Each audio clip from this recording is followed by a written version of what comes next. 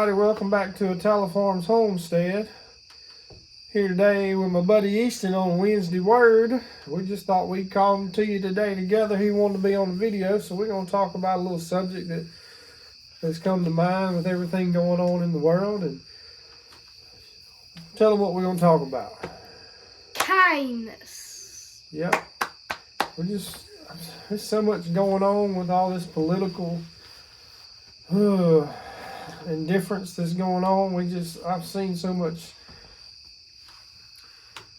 dividedness going on between people, and got one side's being, some of them being sore losers, and the other side's being too prideful winners, I guess. And we just got to learn to be kind.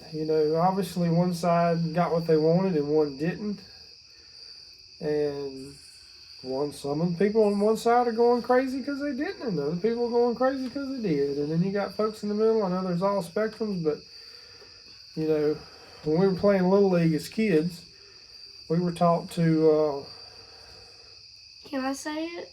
Go ahead. His Little League and my Little League, we were always taught to do not rub when you win, do not rub it in their face. Mm-hmm. Don't make them think they're sore losers. Just walk to first base or second base, clap hands, and say good game. Yep. And just don't rub it in their face. And there's just so much of that going on right now. And I get it. There's people on both sides acting crazy. But what we got to remember is, if we really got down to the nitty gritty, we got more in common than we realize. All of us just want good for our families and our children. We want to be able to have fun with our families with our spare time, and be able to go on adventures and hunt and fish, whatever you like to do, vacation, and just have an enjoyable life. And the other side wants to do the same thing. They may do things differently than you. They may not like hunting and fishing. They may not like guns or shooting or whatever.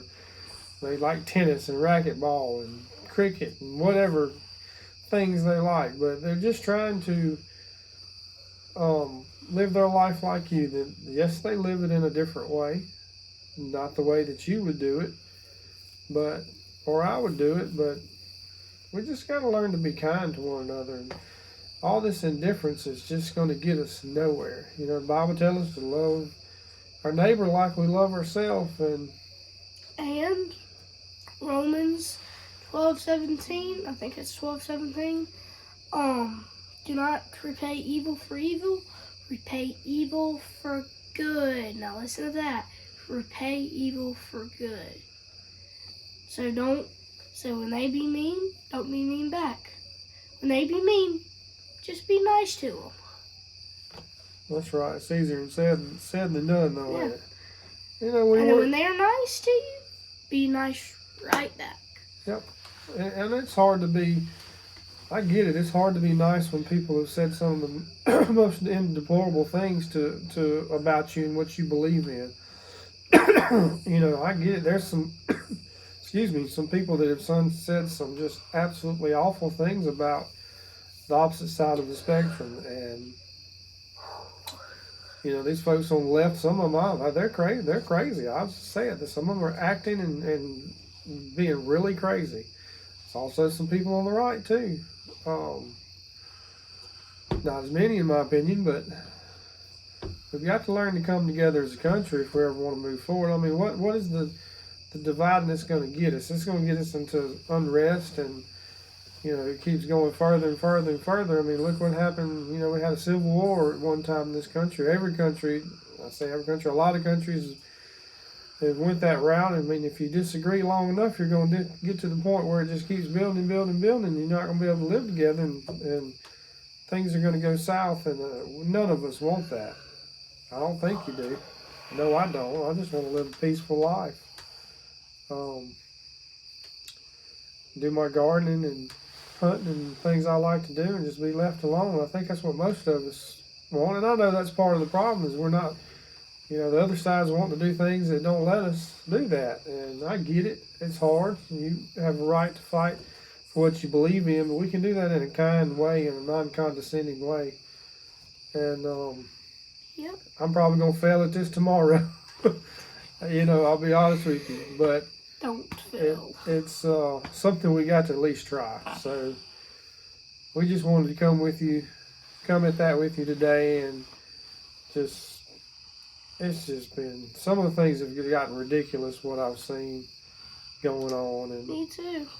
it's just not good, and it's going to lead us down a path that I think we don't want to be on. And so anyway, we just need to let's be kind to one another and see where the cards fall. So we just hope everything's going good in your life, and the good Lord's blessing you. We've got some little small projects going on around here. Hunting season's coming around the corner, so we'll probably put some hunting videos out. My buddy Mr. Easton shot at a doe yesterday. I'll tell him the story. Tell him the story. So, yesterday, I looked on back levee. I saw a mama and 2 yearlings. So, I said, nah, I'm not going to shoot the mama, because she's got babies. Another big dog walked out, and I think she's pretty big. So I grabbed my 243, sneaked down to the pond, and rushed up against a boat and shot her. Man, I was so excited. Then when we got down there, we found no blood. Then, a couple hours later, when the bloodhound showed up, aka my dad, we found blood. Tell the truth, your mama found the blood. Right? She's the one that first found it, so. Yeah, true. But their first, anyway, several mistakes. He It was a good shot. He shot about 150 yards with the 243. Didn't lead it up some. He's never made a shot that far, so he didn't realize that even though we've had a little practice shooting, he just forgot to shoot a little high. Was just sighted in dead on at 25. So probably put a gut shot or just nicked her or something. We don't know. There's a little bit of blood for a while, but then it just kind of, we trailed to 8, 9 o'clock at night and thought I heard her get up in front of me and fall down a little gully, but they went back this morning and couldn't find any more blood or find her. So anyway, he learned a lesson about shot placement and all that. So we'll do some practicing. Hopefully he'll do better next time. We hate to lose a deer, but this will be some easy pickings for the coyotes. They need to eat too. So No, they don't. They kill our animals and our livestock. Well, they got to eat. No. But anyway. So anyway, we got some hunting. We'll have some hunting stories coming up on the channel and whatever else we got going around. So we'll just look forward to that, and we'll put them out as we can. And we appreciate you for tuning in. And we started this channel to help people and just give back to what people have given us. We follow some channels that have helped us, and we hope that our channel does that for you. And if you want, get into homesteading and learning about things, man, some great channels would be, first off, is Deep South Homestead in Pecan Grove, man. We love Mr. Danny and Wanda. I've been watching them for 5 or 6 years. Learned so much from them. Continue to learn from them. Great channel, good down-to-earth people. That's one of my dreams one day is to get to meet him. I just love him so much. He's just a great guy, man of the Lord, and he teaches you so much through his videos. So, and then also watch Perm Pastures Farms. I like them folks, man. Good people. Got some knowledge. Off Grid with Doug and Stacy. I like their channel. And there's a couple more I'm leaving out, but those are the main ones that I like. Well, I watch Mr. Danny more than anything at Pecan Grove and Deep South Homestead. So go check them out, and if you want to learn some wealth of knowledge about anything homesteading, gardening, just building stuff, I mean, it's, you name it, he's got it on there. He's done something, and just good people too. So, and we hope our channel does that for you. We hope as we go along and do things, we teach you and help you and guide you and inspire you and whatever else. And that's the reason we started. So we thank you for tuning in, and As Mr. Buddy Easton likes to say, like, subscribe, share, And and hit the notification bell. so you can get updates from us and See more videos like this, and see even our shorts, like not just our regular videos, it also notification you for shorts and community posts.